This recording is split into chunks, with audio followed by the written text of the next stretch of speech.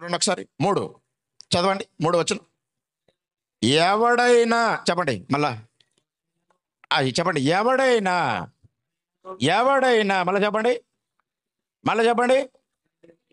ఎవడైనా ఎవడైనా చెప్పండి మళ్ళీ ఒకసారి. ఎవడైనా చెప్పేలో ఒక రాజస్వం ఉంది, అందులో ఒక రాజస్వం ఉంది. అది ఎందుకు అంటే పంపిస్తున్న వ్యక్తి చాలా అధికారం కలిగిన వ్యక్తిగా కనిపిస్తున్నాడు. పంపిస్తున్న వ్యక్తి ఏం చెప్తున్నాడంటే ఆ ఊరోడే కాదు, ఎవడైనా ఎవడైనా ఎందుకురా విప్పారు అంటే మీరొక్క మాట చెప్పండి, మా ప్రభు తెమ్మన్నాడని చెప్పండి. హల్లెలూయా. ఎవడైనా ఏమన్నాడు?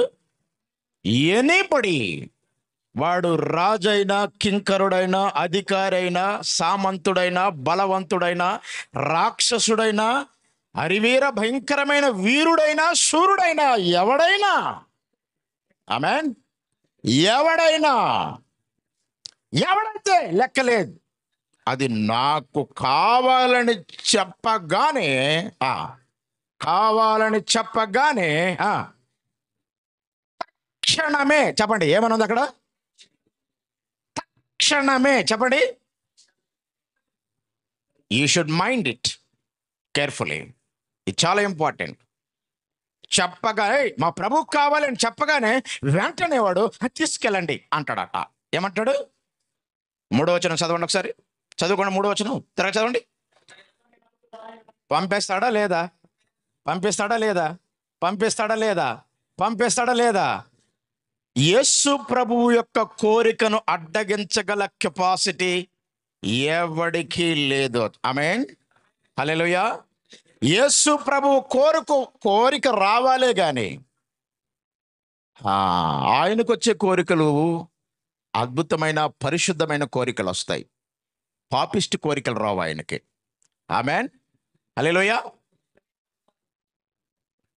ఎవడైనా, వాడు మాఫియా కావచ్చు, మాఫియా డాన్ కావచ్చు, గోంగూర కట్టైనా కావచ్చు,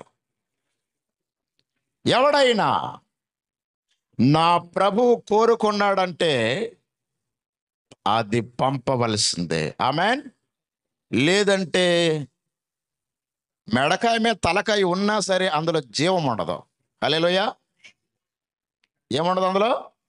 మెడకాయ మీద తలకాయ అలాగే ఉంటది, కానీ అసలైనది అడ్రస్ కూడా ఉండదు. పోనడు జీవం పోయిందో పరలోకంలో ఉంటాడా? అక్కడ కూడా ఉండడు. పరలోకంలో వెతికితే అడ్రస్ ఉండదంట. Hallelujah. That is this man. అతడే ఈ మనుష్యుడు. అతడు ఈ మనుష్యుడు. అతనికి ఎదురు లేదు, అతనికి సాటి లేదు. అతడు కోరుకుంటే ఎవడు అడ్డుకోవడానికి శక్తి లేదు. ఆమేన్. అతడు కోరుకుంటే అడ్డుకునే అధికారం లేదు. ఆమేన్. సైతాన్ ఎవడు? సైతాను సొత్తుకూర కట్ట. సైతానే పాటి అడుగుతాడని తెలుసు. హల్లెలూయా. అడుగుతాడని ఈ గాడిద ఒక మనిషి. ఈ గాడిదెవరు? మనిషిని చూపించుచున్నది. విప్పుతున్నవాడు ప్రార్థించువాడు. విప్పుతున్నాడు ఎవడు? ప్రార్థించేవాడు. విప్పుతున్నవాడు ఎవడు? సౌండ్ తగ్గిద్దామా? సౌండ్ తగ్గించాలా? హల్లెలూయా. ఆ మానిటర్ సౌండ్ తగ్గించు, ఆలగుంచు. విప్పుతున్నవాడు ప్రార్థనాపరుడు. ఎవరు విప్పుతున్నారు? ప్రార్థనాపరుడు. గాడిదెవరు? మనిషి. గాడిదెవరు? మనిషి. విప్పుతున్నాడు ఎవరు? ప్రార్థించేవాడు. అడుగుతున్నాడు ఎవడు? ఎందుకురా విప్పుతున్నావని అడుగేవాడు ఎవడు? ఆ గాడిదను కట్టేసినోడు. సపట్లు కొట్టి దేని భయపరచు. ఆ గాడిదను కట్టేసినోడు అడుగుతున్నాడు, ఎందుకు చెప్తున్నాడు నా గాడిదని అన్నాడు. ఇది ప్రభు కావాలి అని ఒక మాట చెప్పారు వాళ్ళు. హల్లెలూయా. ఏం చెప్పారు బాబు? అడిగినోడు ఎవడంటే కడిగినోడు పేరు చెప్పకండి. అందుకే సరిగా ఆలకించి సవాలా. అభిషేకం రావాలంటే వాక్యం ఉండాలా. వాక్యము లేకుండా అభిషేకం ఏ జన్మలో కూడా రాదు. నువ్వు కరకర పరపరని సేగోడలు నవిలినట్లుగా ఏది మాట్లాడినా అవ్వదు. హృదయం మారదు, పాపం పోదు. ఒరిజినల్ అభిషేకం ఏంటో తెలుసా? యోహాను సువార్త 16వ అధ్యాయం, ఒరిజినల్ అనాయింటింగ్. గుర్తుపెట్టుకోండి, రాసుకోండి. యోహాను సువార్త 16వ అధ్యాయం, ఒరిజినల్ అభిషేకము నీకు వస్తే యోహాను సువార్త 16వ అధ్యాయంలో ఉన్నది జరగాలి. అది జరిగితే ఒరిజినల్ అభిషేకం అని గుర్తుపట్టాలి. హల్లెలూయా చెప్పండి, హల్లెలూయా చెప్పండి. అదేమిటంటే పాపమును ఒప్పుకొనున్నట్లుగా, నీతిని ఒప్పుకొనున్నట్లుగా, నీతిని పొందునట్లుగా, తీర్పును గూర్చి ఒప్పుకొనున్నట్లుగా చేసే అభిషేకం. ఒప్పింప చేసే, పశ్చాత్తాపము కలుగజేసే. హృదయము పశ్చాత్తాప పడకపోతే దేవుడు దీనులకే కృపనిస్తాడు అని ఉంది. పశ్చాత్తాప పడితేనే వాడు దీనుడు అవుతాడు. హల్లెలూయా చెప్పండి. అహంకారులను దేవుడు పట్టించుకోడు. దేవుడికి అసహ్యమైనది హెచ్చించుకొనుట, గర్వించుట, అహంకారము కనపరచుట. నిన్ను దీనత్వముగా, నిన్ను దీనుడుగా, దీనురాలిగా మార్చలేదు అంటే ఆ చొక్క అది పరిశుద్ధాత్మ చొక్క కాదు. Note my point, mark my words, note my point. నీ మీద పడిన ఒక చొక్క, అది అగ్ని వంటిదైనా, నూనె వంటిదైనా, నీళ్ళ వంటిదైనా, ఒక చొక్క నీలో పడింది అనుకుందాం, నీ కన్నులకు కనబడింది అనుకుందాం. అది నిన్ను దీనుడిగా, దీనురాలుగా మార్చకపోతే అది దేవుని సంబంధమైనది కాదు. That's a different. అది డేంజరిక. కాబట్టి అసలు అది పడాలంటే వాక్యం పడాలి. అది పడాలంటే ఏం పడాలి? అది పడాలంటే వాక్యమునకు చెవి కోసుకొని చదువొచ్చినా రాకపోయినా, వాక్యమునకు చెవి కోసుకొని వాక్యం పట్ల ఆశ కలిగి ఆత్మ దాన్ని తినేటట్లుగా నీవు అవకాశం ఇచ్చావనుకో, నీ ఆత్మ దాన్ని తినేటట్లుగా, నీకు తప్ప పక్కోడికి అభిషేకం రాలేదే. హల్లెలూయా. నీకు తప్ప వేరొకడికి కాంగ్రిగేషన్ అభిషేకం రాలేదనుకోవచ్చు. పేతురు ప్రసంగం చేస్తుంటే ఆ ఇంట్లో ఉన్నవారు చాలా ఆశతో తినేస్తున్నారు ఆ ప్రసంగం. ఆ మౌనముగా ఆలకిస్తూ ఆ జీవపు మాటలు తినేస్తుంటే పేతురికే తెలియనిది జరిగిపోయింది అక్కడ. హల్లెలూయా. పేతురు లైఫ్లో జరగలేదు అది. పేతురు చూడలేదు ఎప్పుడు అది. దబదబ దబదబ దమ్మని అసలే ఆయనకి ఓపెన్ అయిపోయి ఉంటాయి. పరిశుద్ధాత్మ పూర్ణుడు కదా. పరిశుద్ధాత్మ బాప్తిసం పొందితే మొత్తం అన్ని తెరల గిరలు అన్నీ కూడా కాలిపోయిన, లోపల ఓపెన్ అయిపోయిన కళ్ళు. ఆయన చూస్తున్నాడు వర్షం. మనుష్యులు హృదయంలో పరిశుద్ధాత్మ వర్షం కురిసిపోతుంది. ఇదేంటి, నేను ఇంకా ప్రార్థన చేయలేదు కదా. స్టన్ అయిపోయాడు పేతురు. ఆశ్చర్యపోయి చూస్తున్నాడు పేతురు. ఆయనకే వింత.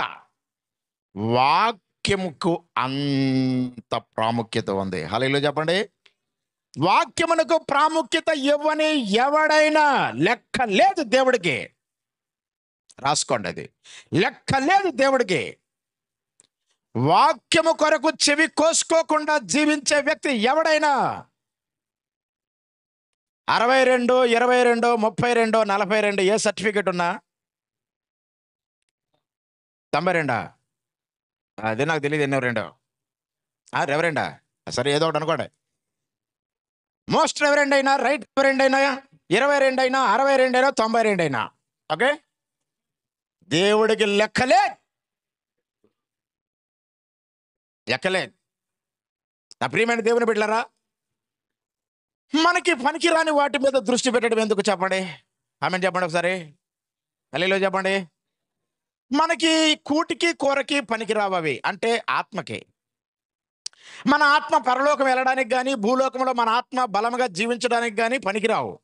అటువంటి వాటి మీద దృష్టి పెట్టి టైం వేస్ట్ ఎందుకు చేసుకోవాలి?